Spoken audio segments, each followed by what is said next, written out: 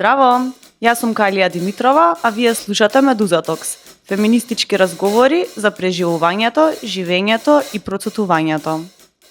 Здраво на сите и добро дојдовте на уште една епизода од Медуза Токс. Ако не слушате за прв пат, ние сме феминистичката платформа Медуза, а јас сум Калија Димитрова, главна и одговорна уредничка. Денес нашата епизода се случува непосредно по европските избори и ќе разговарам за една тема која што верувам дека сите не засега, без разлика дали сакаме да размислуваме на тоа или не, односно за политичката реалност, локална и глобална во која што се наоѓаме. За да ми помогне подетално во оваа тема, ја повикав Лора Речица, која што е коосновачка на мрежата Стела, но истовремено е и политичка аналитичарка, односно политиколог. И моја колешка, но е по упатена во овие теми, зашто јас малку отидов на друга страна. Лора, да не должам, добро дојде на Медуза Токс. Добро ве најдов. Мило ми е што сум во Скопје и што сум тука за ова.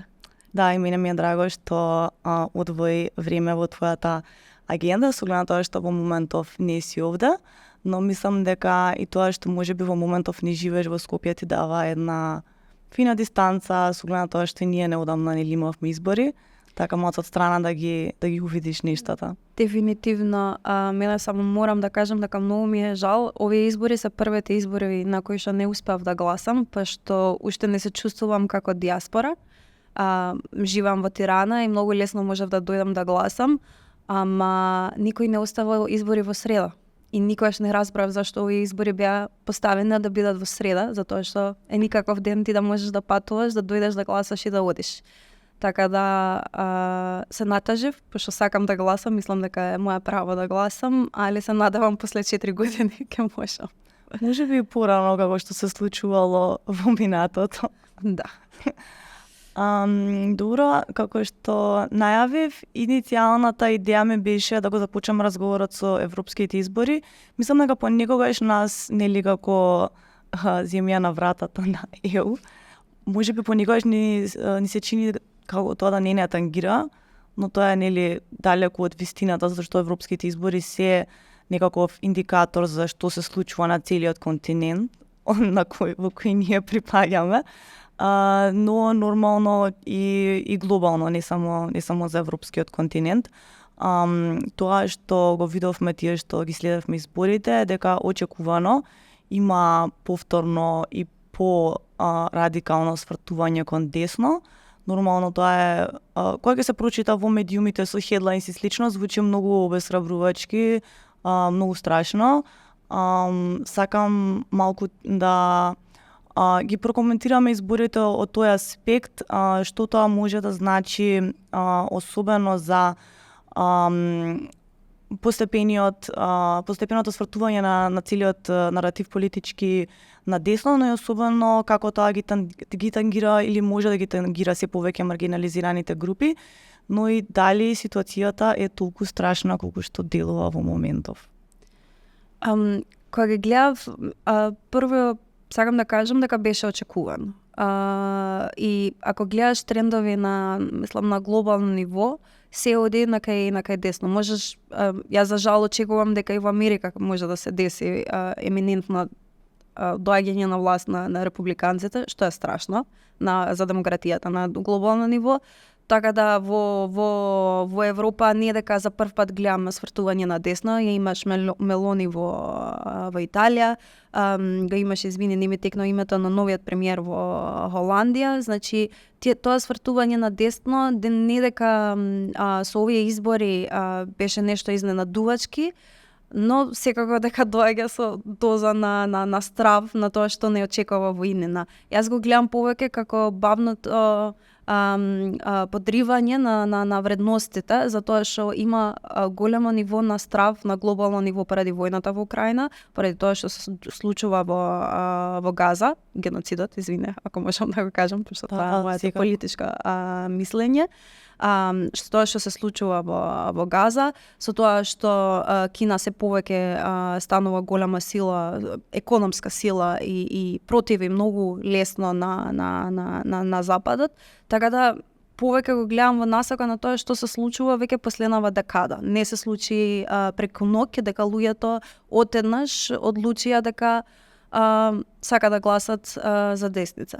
Дали е страшно? Страшно е до одредено ниво, затоа што може да очекуваме за луѓето што бегат од војна и барат за солниште во Европа, нема да го добијат тоа, кај се враќаат тие луѓе. Што се случува со жените што со векови се бориме за најбазични права како што е абортусот или како што е правото на гласање, дури или правото на имот. Што се случува со етничките групи, значи што се случува со малите заедници во држави во кои што нема да бидат прифатени или почитувани. Ова е, вака ако гледам, како чувство што ги имам. Ако гледам на бројката, ако дадам некоја пореална слика, тоа што десницата доби во поголем дел од европските држави не им даде толку голем замав во Европскиот парламент. Значи, според последните статистики, 56% од Европскиот парламент се уште ќе биде контролиран од тоа што во Европа го викат центарот. Од EPP, значи center right, од SD, социјалдемократите што е center left, и Renew, што се либералите, исто така ќе бидат во оваа група на блокови, иако тие беа партијата што изгуби најмногу европратеници во овие избори. Значи, либерализмот воопшто не е веќе толку славен. Луѓето повеќе гледат кон екстреми. Мојата надеж е дека тој блок од центарот ќе успее барем уште следните 4 години, пошто таму сигурно ќе биде 4, нема да има предвремени избори. Ќе успее да ги задржи тие минимум стандарди што Европската Унија ги има поставени, што се однесува за човекови права, за демократија, пошто реално на глобално ниво, дури кога гледаш испоредба со САД, Европската Унија има најпрогресивни закони и легислатива која се однесува за правата на луѓето, на жените, на децата и на сите други маргинализирани групи. Тука стои мојата надеж, сепак нели без разлика на тоа има раст на десницата, они добијаат околу 3% повеќе европратеници од колку што има порано и секако ќе имат моќ да подриват одредени процеси, но не толку колку што луѓето или колку што викаш тие headlines ја представуваат ситуацијата многу пострашна од колку што е. Во Франција, во Германија има причини за страв, таму десницата стварно има добијано доста замав и покрај протестите што се случија во Германија против АФД, они имат еден многу силен кор на гласачи на тие што се чувствуваат губитници. Ке продолжам уште малце, извини. Пред неколку години работев на едно истражување заедно со колегите од Институт за демократија, која се вика зашто има популистичка побарувачка во Македонија. И сите анализи што ги направивме на податоците, имаше анкета, имаше и интервјуа, свативме дека луѓето гласат, например, во овој случај гласа за ВМРО ДПМН, за тоа што ВМРО ДПМН им вете дека им дава глас.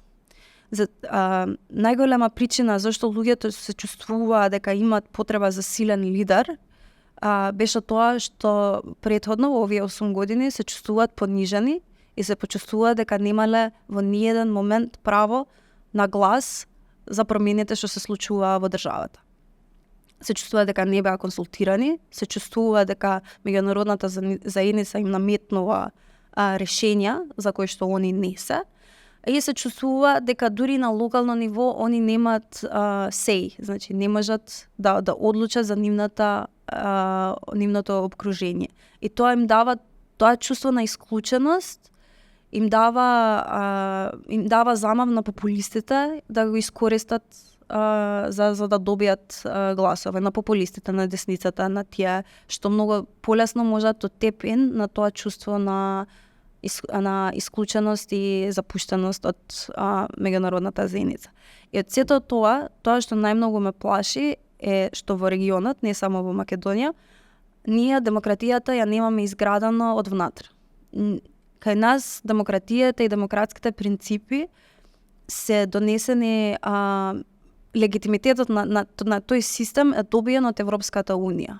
И затоа цело време кога зборуваат политичките партии, тој легитимитет го заоснува на тоа Европската Унија го бара.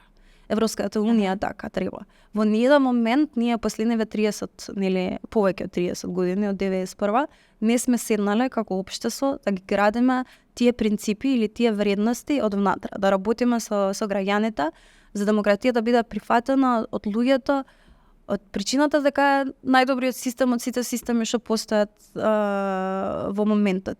И моментот кога овие промени се случуваат во Европската Унија, јас се плашам дека и веќе Европската Унија губи кредибилитет во Македонија, но се плашам дека со овие промени и овие замав кон десно што ја зима Европа полека, ќе го подрива и концептот на демократија што ние порано сме го заосновале толку цврсто и поврзале со тој надворешен легитимитет на овој систем.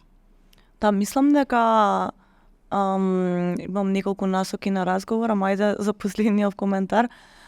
Мислам дека дефинитивно е интересно да се наблюдува и помалку страшно тоа што можеби, не знам, пред 10 години као многу луѓе, не сам многу луѓе, ова е многу општ исказ, но дури луѓе што се проевропски настроени во последните години веќе не знам, тотално го имаат изгубено тоа чувство дека, не знам, и вредносно и на било каков начин припаѓаме кон таа опција или дека, не знам, Европа е некаков легитимен пат за нас или пак дека Европа е систем кој што, како да кажам, practices what they preach. И мислам дека тоа е многу опасно затоа што стварно ти се случува еден комплексен крах на вредности затоа што не знам, особено ние што сме генерациите од рани 90-ти, као стварно мислам целата младост и целиот лајфтајм го поминавме на таа врата. И малце си као окей, као мислам на најбазично ниво се осеќаш као нешто да не е фер. И мислам дека и последната наша влада као иако беше проевропска, дополнително направи некако да ни се оддалечи тој пат.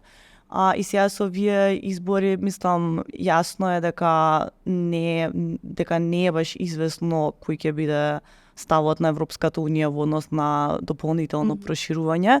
И in conclusion, мислам дека тоа не става нас помалите земји што бевме во чекалната во една многу незавидна позиција и во тотална зависност од што ќе се случува на нашите локални избори. Значи, во право си, мислам се тоа што го кажа, пошто ова се враќа на тоа дека ние не викаме дека ние сме демократи, ние викаме дека Европа ни вика дека треба да бидеме демократи. И ти ако го заосноваш цело време тој идентитет во нешто надворешно, моментот кога тоа ќе се подрива на што сме, на што стануваме како држава или како граѓани на ова општество. Не може да градиме идентитети на нешто што е шашаво и нешто што ние немаме никаква контрола на какви политики овие 27 држави ќе донесат, зашто не сме на таа маса. И после француското вето, бугарското вето, грчкото вето, требаше да работиме како од внатре ние да ги креираме нашиот идентитет политички зборувам, да не се заоснова на надворешен легитимитет. Друго, да, Европа не е веќе ветената земја за многу луѓе, ама па од друга страна brain drainот не се случува целосно во Европа. Европа вика дека сака да не земја и Европа не има всушност. Затоа што поголем дел од Македонија ти е во Европска Унија, не ти е во Македонија. Изгубив train of thought, извини, но сакав да се фокусирам и на тоа дека не дека немаме вредностни алиати во Европа, затоа што гледам дека веќе новата влада во очекување, веќе има индици и свртувања кон држави како Унгарија, Маđarска, Унгарија, како е? Ама сега ќе разбере Маđarска. Унгарија, и гледаш дека и Италија исто така, дека гледаш дека вредностно се поставуваат, пошто како што се дели самата Европа, се дели и Балканот вредноста кон кој ќе им биде нивните алиати. И тоа што мислам дека ние како држава и цел Балкан најлошо го имаме направено, е тоа што имаме толку лоша дипломатија, нема никој кој да оди низ светот и да промовира нашите државни интереси.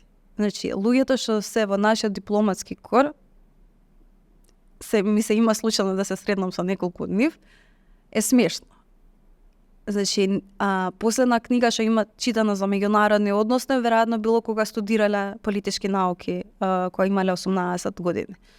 Не можеш ти да градиш државна политика ни во Европа, ни во САД, пошто тоа генерално и ова влада колку и да сака да игра на две столчиња, пак ќе се сврте натаму, пошто таму ти се алиатите, исто така таму се и парите, тие ќе инвестираат. И така веќе западниот свет инвестира најмногу пари во регионот, колку и да пропагандата вика поинако, бројките викат многу различни работи, но нема никој кој да оди и да застапува интереси на Македонија на ниво да не мораше ни да се деси француското вето.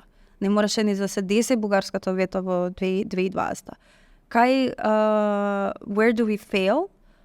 Е во тоа што не инвестираме во луѓето што стварно знаат како да ја работат работата и да ги поставиш во позиции во кои што они може стварно идентитетот, мислам интересите, идентитетот било што да move forward, да се носат понатаму. Добро, тоа е веројатно истиот проблем што го имаме со внутришната политика, затоа што мислам повеќето луѓе што се капацитетни или ја напуштаат државата или мислам последно нешто на агендата име да се вклучат активно во политика.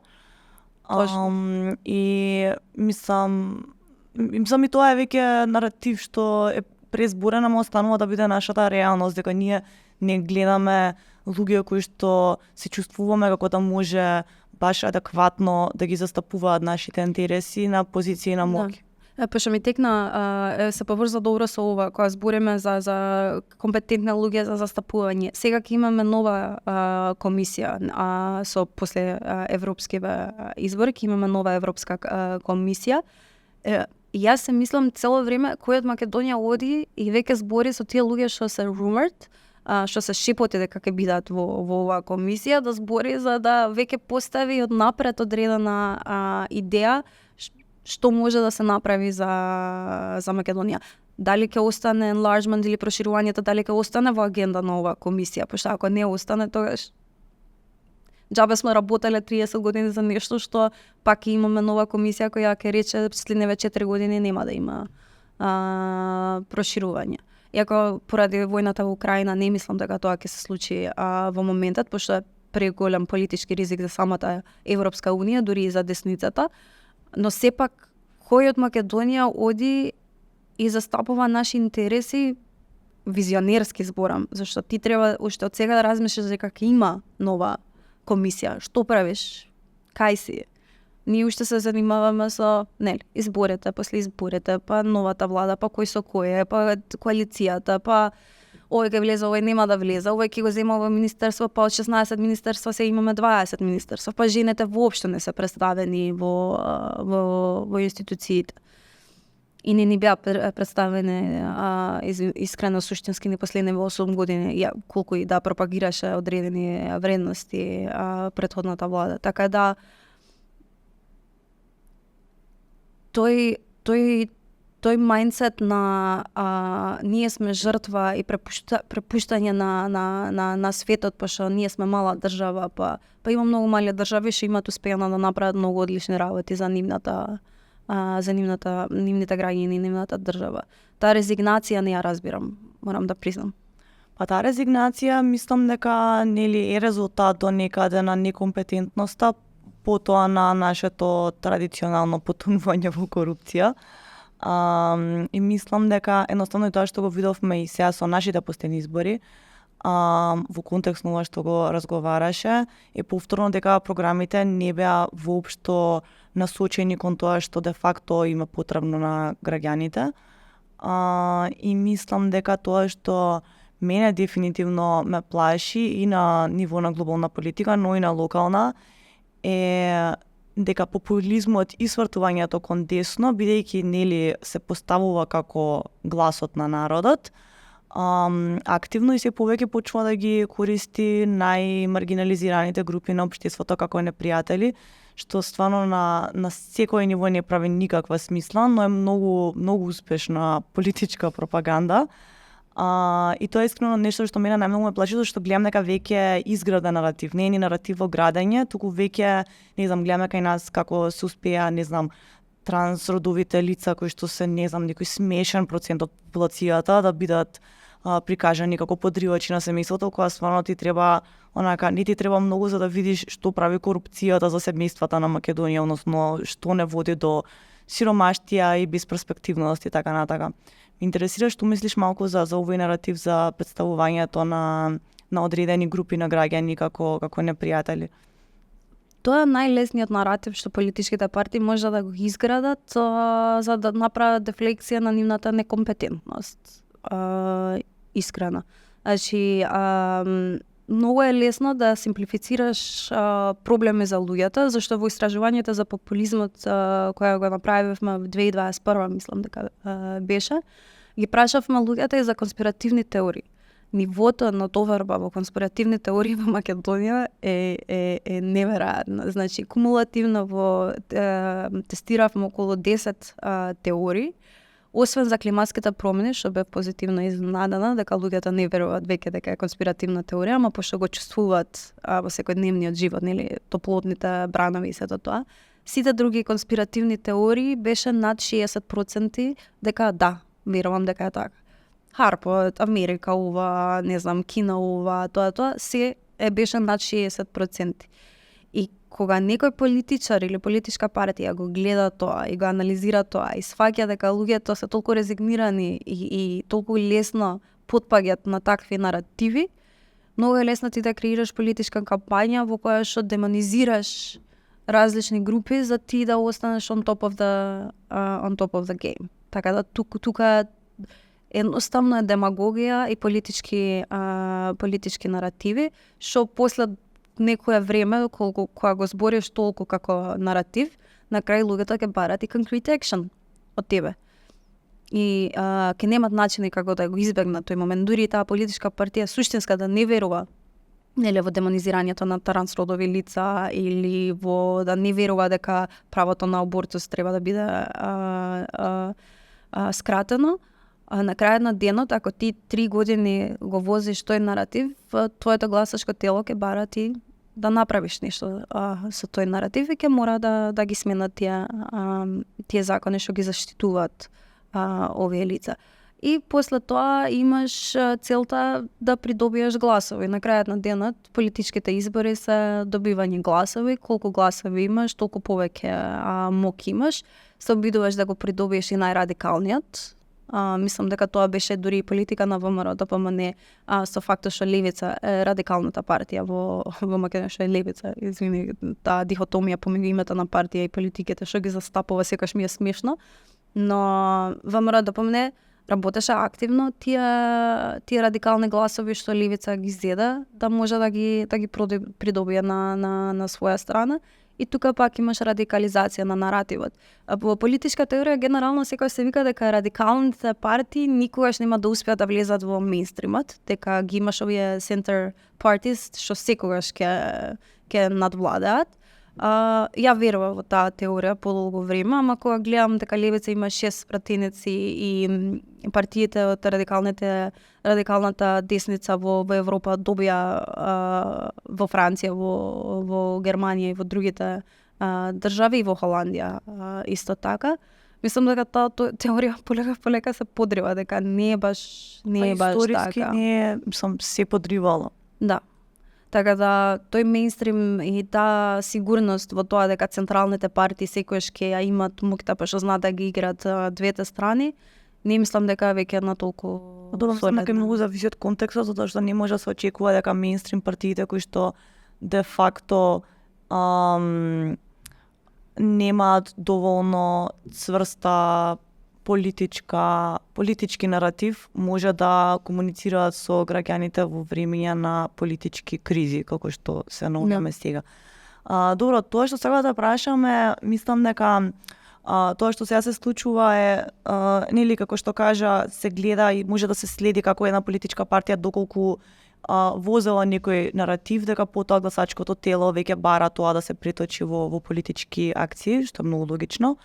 Мислам дека стравот со кој што сега се соочуваме во Македонија како маргинализирани групи, жени или општо лица кои што би сакале да видат леви политики, а не го гледаат тоа, е нашето сеќавање од каква беше претходната конзервативна власт. Мислам, нормално во еден политички развој е нормално понекогаш имаш либерална, понекогаш конзервативна влада, така да не е тоа крајот на светот, но ние го имаме нормално, си уште не беше тоа одамна сеќавањето на како се водеа политиките, колку беше опресивна власта, мислам дури опресивна е мек мек термин, што се случуваше на улиците, полициското насилство и бруталност, и мислам дека дури телесно се уште многу од нас тоа го чувствуваат и влегуваме се во една фаза каде што повторно се враќа истата партија на власт и тоа нормално носи некои би рекла очекувани стравови, но дали ти сметаш дека се оправдани, дали може истата таа партија да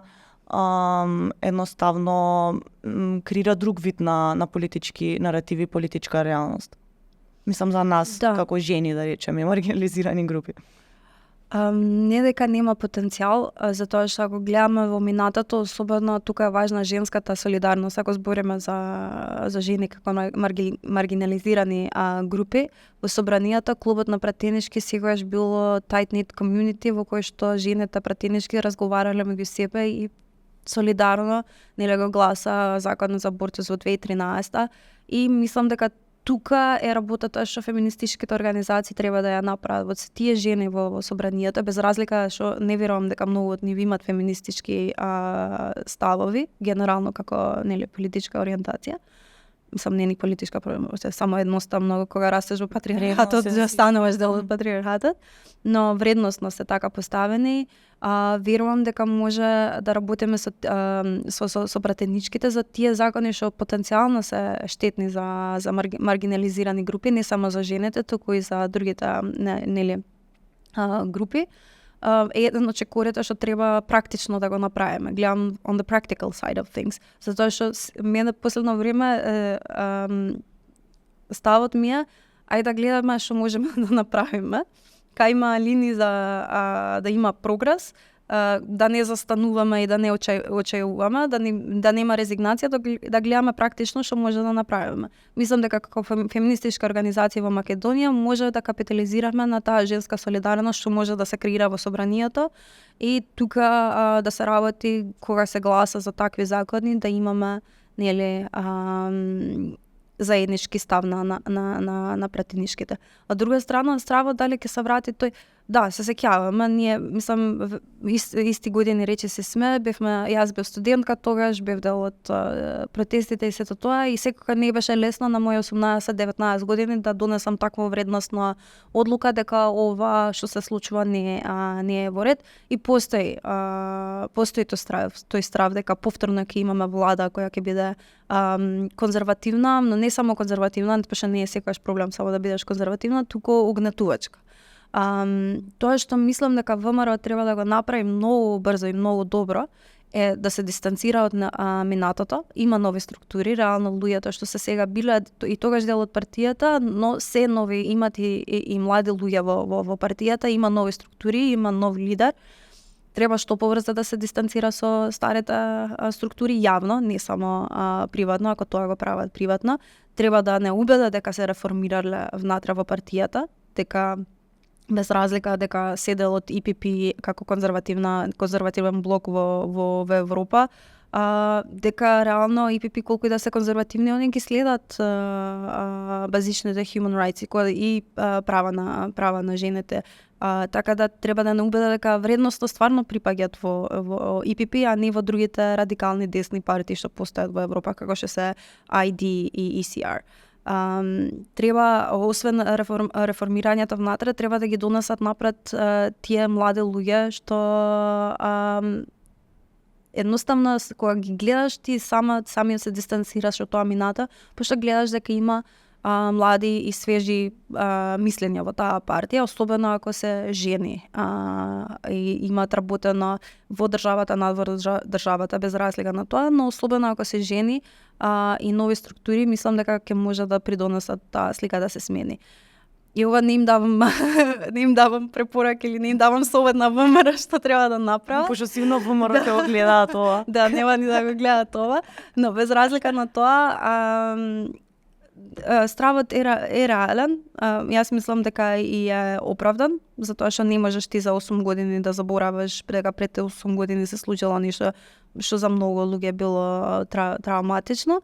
Но не гледам да ја оправдам до тоа ниво дека не постои потенцијал ВМРО да се реформира. Само треба они реално тоа да го комуницират, дали их сакат или не сакат, и треба јавно да се дистанцираат од тоа минато. Јас за сега јавно ги немам слушната да се дистанцираат од тоа минато, и тука постои нормално дека реален страв, дека суштински они ќе продолжат со такви исти политики. Што е тажно за многу од нас што сме биле на улица 2 години. Да. Тоа што го спомна е дека гледаш одредена надеж во тоа можеби да истапат жени од нивните редови и слично, па можеби за крај само сакам да те прашам кој е твојот став и како да кажам и професионален, но и личен во однос на жени на позиции на моќ, затоа што од една страна ние се нормално како феминистки, како жени сакаме да видиме повеќе жени на одлучувачки позиции, затоа што гледаме докаде води машкиот начин на водење на политиката до уништување на земјата, што би се рекло, на планетата Земја, мислев, не нашата Земја само. Ама од друга страна се повеќе гледаме дека и жените кои што, не знам, имаме пример со Мелони, имаме пример кај нас претседателка од конзервативен блок, гледаме дека самото тоа да една жена е на позиција на моќ не мора да значи ништо за останатите жени, особено за тие што се наоѓаат во најнезавидна положба во општеството, па ме интересира чисто кој е твојот став за овие линии на идентитетските политики, каде можеби дали гледаш некој вид на, не знам, идни наветување или надеж во овој поглед? Мислам дека треба да го смениме наративот и дека треба да кажеме ни требаат феминисти на власт, не жени на власт. Морам да признам дека како помлада бев обседната на тоа процентуално да бидеме позастапени. И, например, во собранијата, пошто на таа тема работев најмногу во почетокот на мојата кариера, на почетокот кога почнав да работам имаше 30%, на крајот кога завршив со работа на таа тема, имавме во собранијата на 40% од собранијата беше жени. И тоа направи промена, но не направи промена само затоа што жените беа повеќе на број, туку направи промена затоа што имаше повеќе феминистки во собранијата. И тие жени што турка напред процеси за измени на закони, за измени на законот на кривичниот законник, за демнење кога беше вклучено. Така да малце таму. Да, ни требаат повеќе жени на позиции на моќ, ни требаат повеќе жени феминистки на позиции на моќ, не само жени, пошто ако жени представуваат одредени патриархални вредности, на крајот на денот само ќе го хранат тој наратив.